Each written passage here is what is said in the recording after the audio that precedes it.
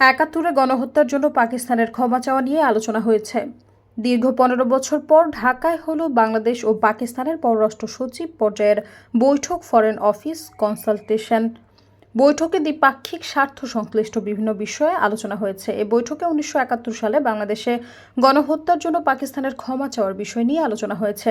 বৃহস্পতিবার বিকালে ঢাকা সফররত পাকিস্তানের পররাষ্ট্র সচিব আমনা বালুচের সঙ্গে বৈঠকের পর মিডিয়া ব্রিফিংয়ে এই কথা জানিয়েছেন পররাষ্ট্র সচিব জসিমউদ্দিন।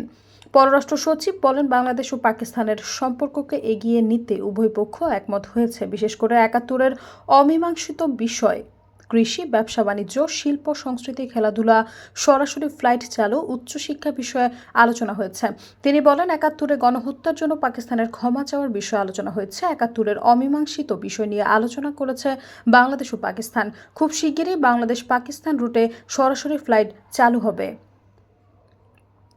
জসিমউদ্দিন বলেন, বাংলাদেশ পাকিস্তান সম্পর্ক উন্নয়নে অমীমাংসিত বিষয়গুলো মীমাংসা করার উপযুক্ত সময় এখন। তিনি বলেন, পাকিস্তানের সঙ্গে বাংলাদেশের সম্পর্ক এগিয়ে নিতে প্রধান উপদেষ্টার সঙ্গে আলোচনা করেছেন দেশটির পররাষ্ট্র সচিব।